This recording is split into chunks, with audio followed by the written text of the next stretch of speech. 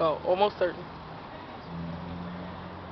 And again, I'm certain that if it had been me, Tech, or any one of the other guys, B-Rock, any one of the other guys that fell off that bar, because we're sometimes viewed as a threat, or we're viewed as a threat on the bar, that would have been protested. That would have been protested immediately. Again, another thing, back to speaking about people's move. Now, I initially started the handstand clap push-up. Now, my boy Timmy, which is a part of CALISTHENICSKINGZ, took it a step above that and handstands on top of the bar and then claps. G.I. Joe took that move and tried to use it in the competition, but... Is that on any of your videos? What, Timmy? CALISTHENICSKINGZ. Yeah, Timmy has that. It's on a YouTube video. Rest in peace, you'll see him. He has on the CALISTHENICSKINGZ shirt, and he does the handstand clap. The only difference is he actually does a handstand straight up in the air. G.I. Joe shouldn't get credit for doing something that he didn't actually do. He didn't do a handstand. He threw his body up in the air and clapped. There's a big difference. You know what I mean? I gotta address these issues. I don't want anybody to see or think, oh, he's coming down on this kid. No, you're in a man's game. This is a man's game. So when you come inside the bar game and the bar community, you have to accept the things that you brought in. You didn't bring that in. You didn't bring in your own original moves or whatever. Every time I see your videos, they're moves that have been done. Granted, you're being taught, but you have to bring your own creativity to the table and claim it as yours. So you're not bitter at him, you're just bitter at how the contest was judged? Right, I'm bitter at the way that specific part of the contest was judged. You know what I'm saying? Just that specific part of the competition, I didn't like the fact that, because had this been a competition for hundreds of thousands of dollars and there was judges that were there and they knew what to judge exactly on, there's no doubt about it that anybody that would have took a fall like that would have been disqualified.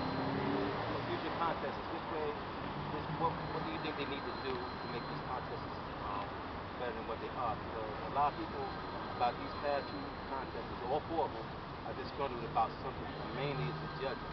So what do you think need to be done about that? I think we need to get professional people who knows. Nobody, I don't think, knows this bar community better than we do ourselves.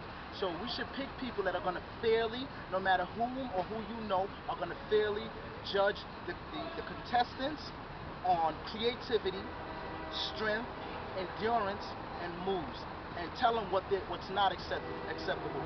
Resting on the bar is not acceptable. You know, and again, if you're being judged on creativity, if you expect a high judge in creativity, you have to come with something creative. You see what I'm saying? So I think that's the main issue everybody's having with the judging.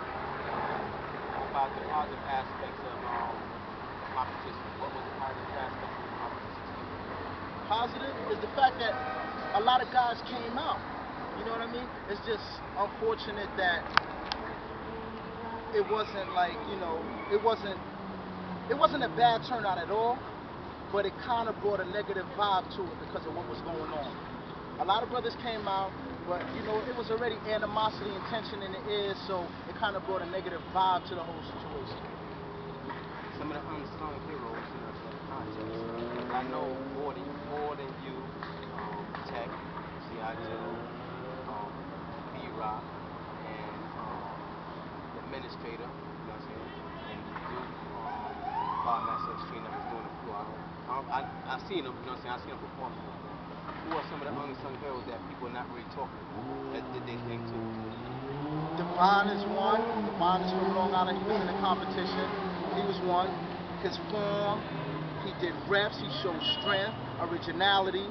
I don't think he's being spoken about. B-Rock and Doc, I want to give a big shout out to them, man. A lot of dudes don't talk about them, or, you know, in a good way. As they don't do it in a bad way, but they just don't acknowledge these dudes. B-Rock is going to be is a major factor. Doc is a major factor. These are good dudes. These are positive dudes. They always bring a good vibe around. Every time I see them, they bring a good vibe around. You know. Again, who else?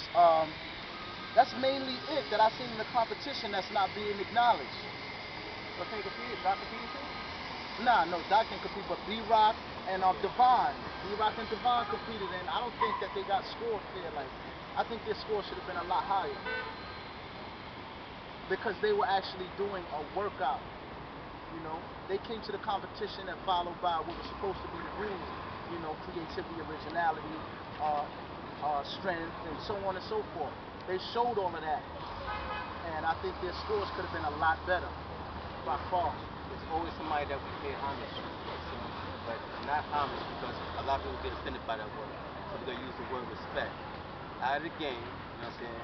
Who to you is the person that you respect the most? You know what I'm saying? The most, everybody. It's a few people on that line. Name your top. You know what I'm saying? I know it's a few people, but who will you place above everybody? Oh man, I'm gonna have to say Hannibal, man. Because yo, when I actually met the dude in purpose, seeing him on YouTube is one thing, but meeting him in purpose, person is another thing. That is the most humblest dude that I've come across in this game. And he can be, if he wanted to, cocky or arrogant, but he's not by far, man. He's a laid back dude. He's a real good dude. He's a real good dude, laid back, always with his family, but he does his thing, man. I'm gonna catch up to you too, Hannibal. Don't think I ain't gonna catch up to you. I'm gonna catch up to you, man. Oh, and I gotta definitely pay homage to you, PHORM. Okay. If it wasn't for you, he said PHORM, my bad. my man PHORM. Listen, if it wasn't for you bringing Strictly Bar Talk, people wouldn't get a chance to voice their opinions on whatever matters they wanted to address. You know what I'm saying? And you definitely took it. You took the whole bar community up like 10 levels with this. You know what I'm saying? I know this is a busy man right here, you know what I'm saying? But he took his time out, you know what I'm saying, because I hollered at him. You know what I'm saying? I seen he left a comment on our page. This is exactly what happened. He left a comment on our page on Strictly Bar Talk. So I said, you know what? He sounded a little bitter. You know what I'm saying? So I gotta find out what this is about. So you know what I'm saying? I left him a message on his page. The next day he left me a message back. You know what I'm saying? And the message was his number and all that. So I got in contact with him this was before this here. But he's, like I said, he's a real busy dude.